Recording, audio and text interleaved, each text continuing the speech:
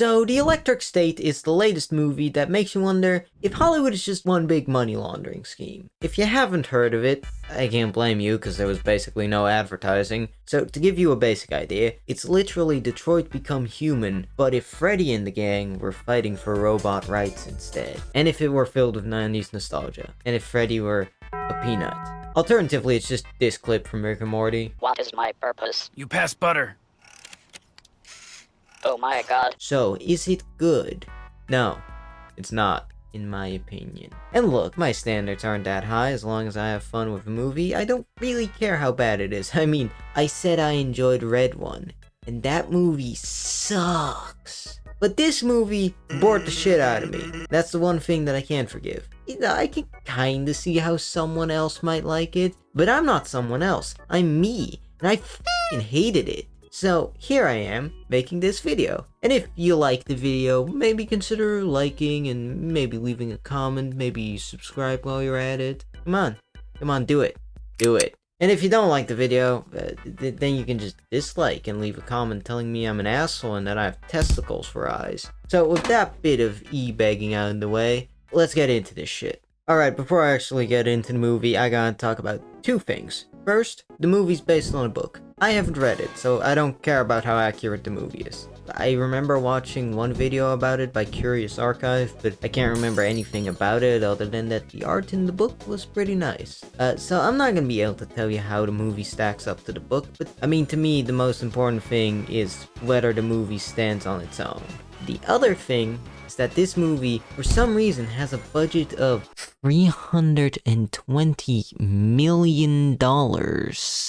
Now, I'm obviously not a movie budget expert. I'm a YouTuber. I'm not an expert on anything. But I feel like I don't really have to be to know that spending that much money on anything is kinda dumb. But the dumbest thing is that I basically said the exact same shit in my Red One video. Which, by the way, you should really watch that video, by the way. It's a very good video. You should really watch it. After you finish this video, of course. Even if this movie was the best thing ever, it wasn't gonna make back its money unless it did insane numbers. Unless it did like Star Wars numbers or something. Which it was basically never gonna do. But at the end of the day, the dumbass budget isn't the reason that I wanted to make this video. Because I really don't care. Yeah, it's kinda funny, but like, it's mostly just trivia, right? I wanted to make this video mostly because this movie's a piece of garbage. And I wasted 2 hours of my life on it. 2 hours that I will never get back.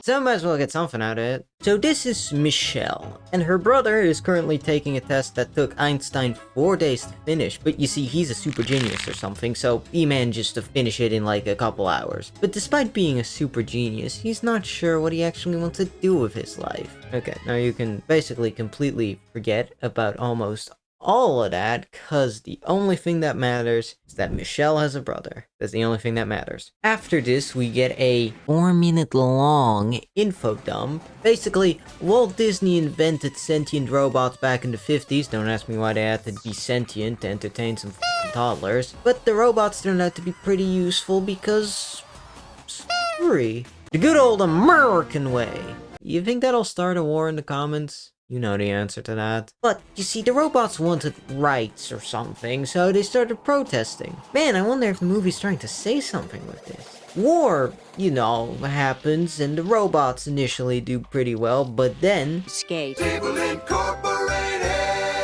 invents VR headsets and win the war through the power of VR chat. Hi, it's me, editing me. I just realized, how did the robots lose at all? I mean, they're made of steel. They're bulletproof. The f*** are you gonna do against them?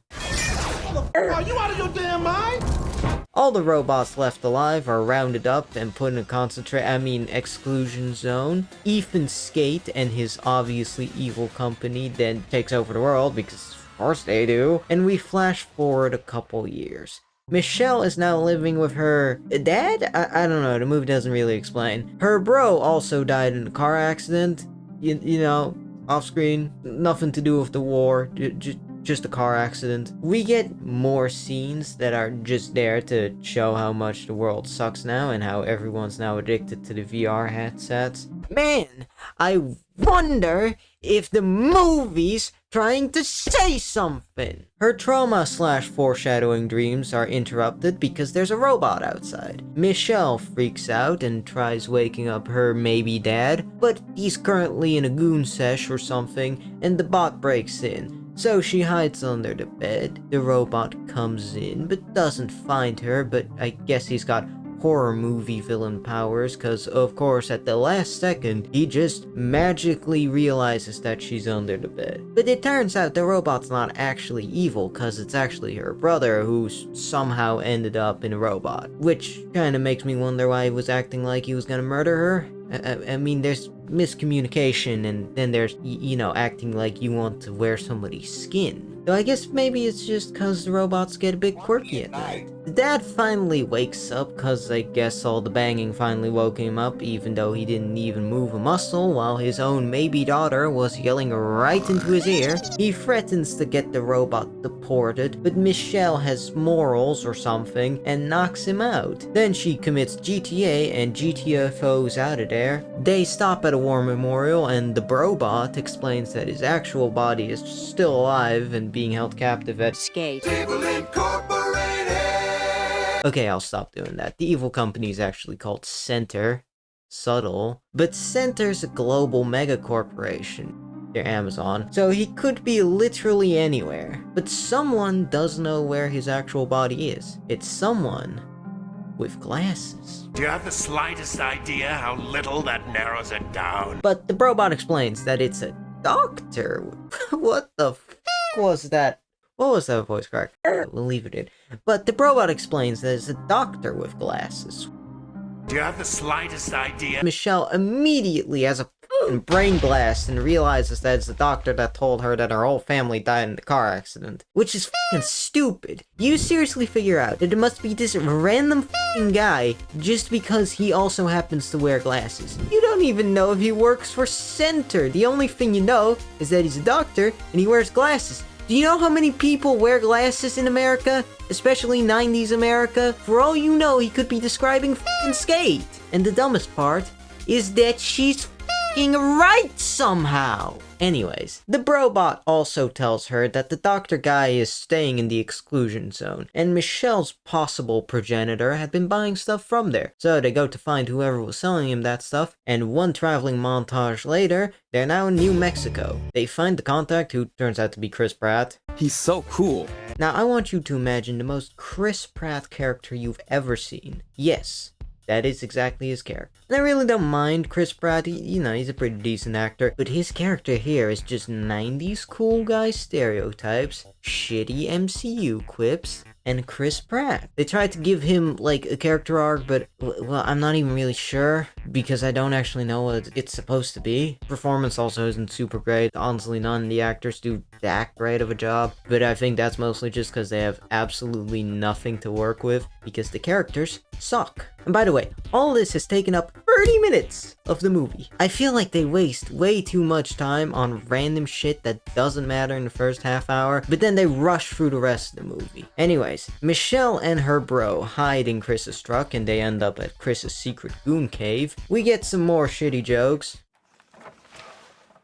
Look at me. Herm, look at me. I am looking at you. Did you unplug this? No, You're blinking. I could see that you're blinking, so I know that you're lying. Okay. I'm not So lying. you did take it. Now, what I need is for you to admit it. Be honest with me, and I won't get mad. Just tell me that you took it. I took the cord. God bless America! And then they find Michelle. Chris tells her to f off out of there, but then robot Gus Fring shows up. Because, you see, he actually survived his encounter with Hector and traveled back in time to the 90s, where you see he actually caused the timeline to split, and then he became a robot bounty hunter. That was obviously all a lie, but I can't be f***ed to remember his character's actual name, so he's just gonna be robot Gus Fring. Gus tries to arrest Michelle. That's crazy. Huh. They're bots. Why are you talking? And realistically, they're because he's got a super laser gun.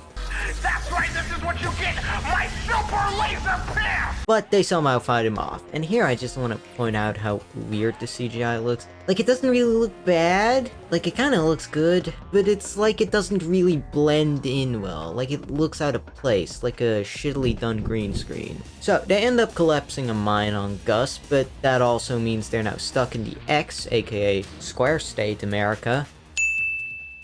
They avoid some scavenger bots, and Chris's robot buddy carries them across the desert to wherever the doctor is supposed to be. They try to give Chris a little more character here, but it doesn't actually amount to much. Basically just, I was let down by people, so you shouldn't trust people either. But like, it never really comes back up again, so it just kind of feels random. They eventually find the place that the doctor's supposed to be at, which turns out to just be a random abandoned mall, but it's not actually abandoned, because there's a bunch of robots living there. The robots capture the gang and bring them inside to meet their leader, Mr. Peanut. Michelle tells him that they're looking for a doctor, and Peanut explains that there was a doctor there, but Peanut sent him away because he didn't want to put the robots living there in danger, because something treaty, blah blah blah, doesn't matter. Which is why he also tells Michelle that she and Chris got a GTFO. We then get a scene of Michelle and the robot being cute together, but it falls flat because I don't know anything about the robot. We only had one short scene at the start, which only showed that he's like a super genius and wants to change the world. That's not a personality trait.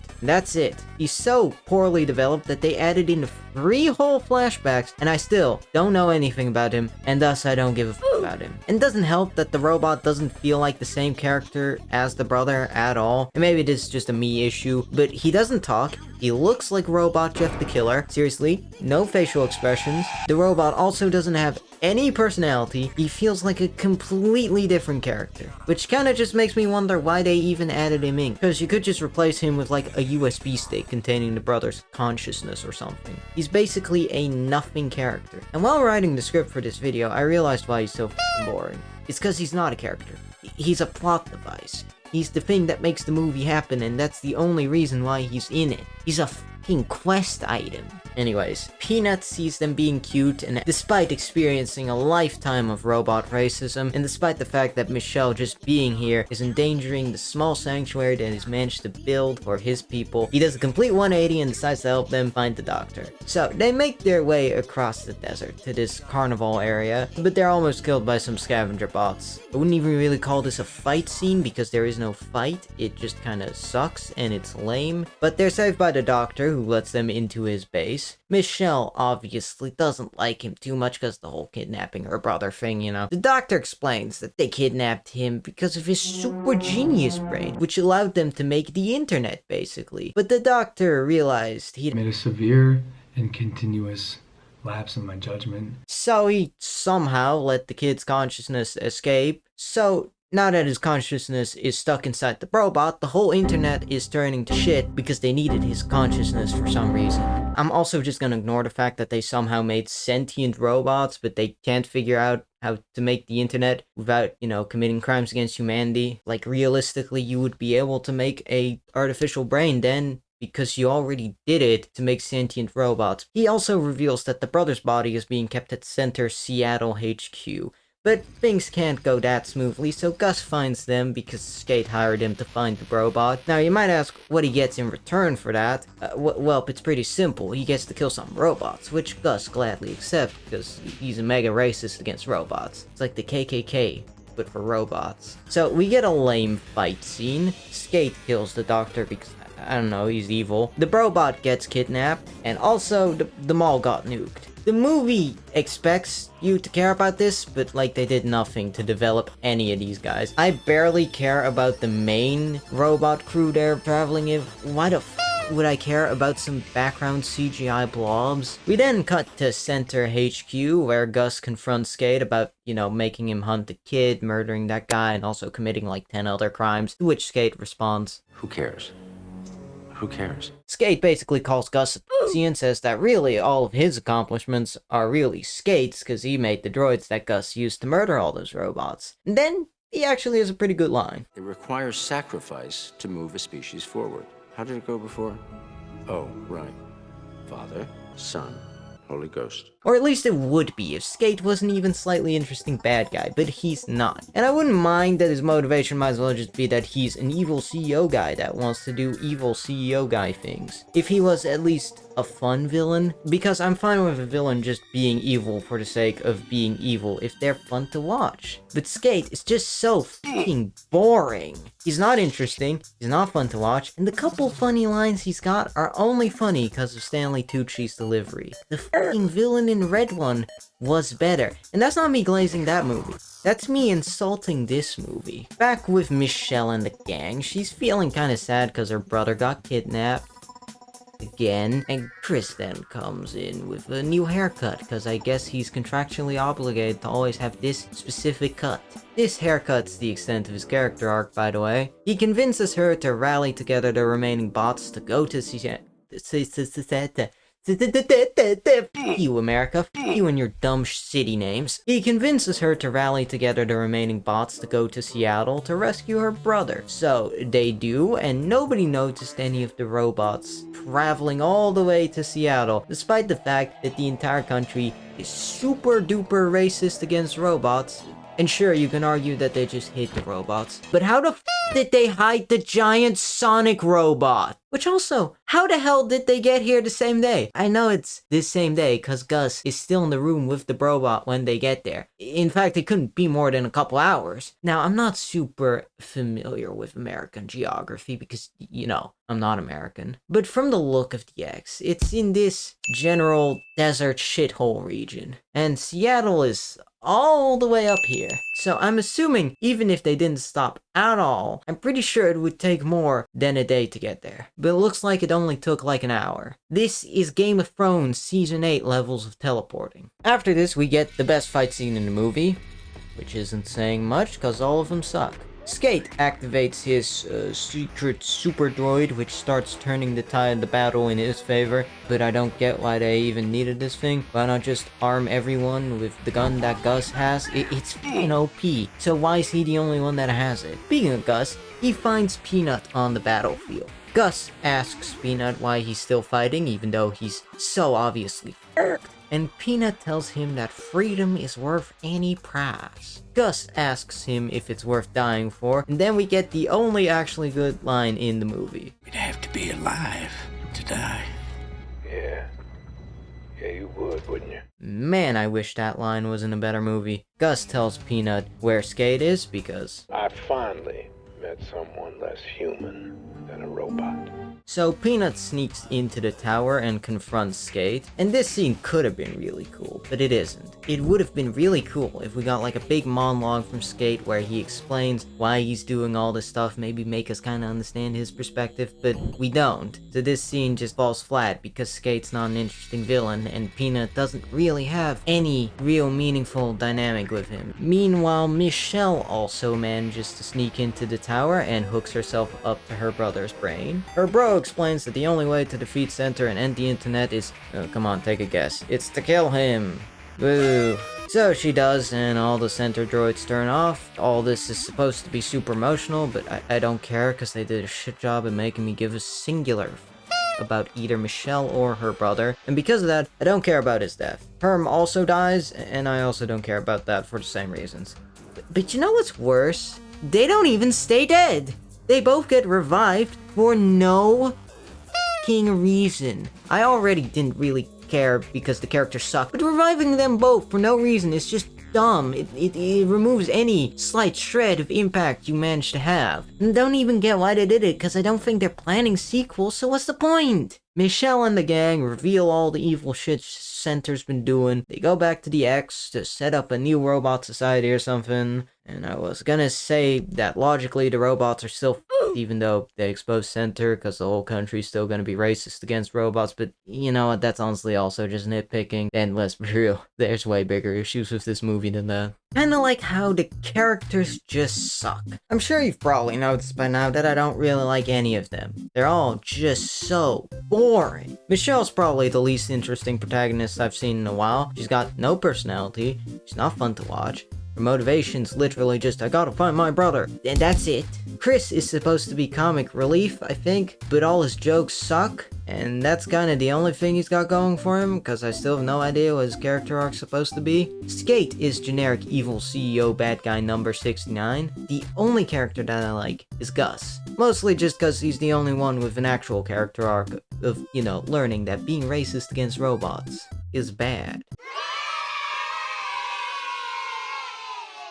It's not much, but it's something. Helps that Giancarlo is a good actor, which honestly probably is like half the reason why he's the best character. But that's not really saying much. At least he got to play something other than Gus Fring, but he's also Jeff Bezos. Or Gus Fring, but he's a dictator. Or Gus Fring, but he's anime. But I could forgive the plot and the characters kind of sucking if the movie was fun, but it isn't. Let's just get the one thing I like out of the way. It looks pretty good. I like all the decaying robots around the X, and I really like how out of place the center stuff looks. It kind of feels like they're parasites taking over 90s America, and I really like that aesthetic. But I don't even know if I can really credit the movie for that, or if they just took all the cool visuals from the book. I didn't laugh once in the entire movie. The couple fight scenes that are there are f***ing lame.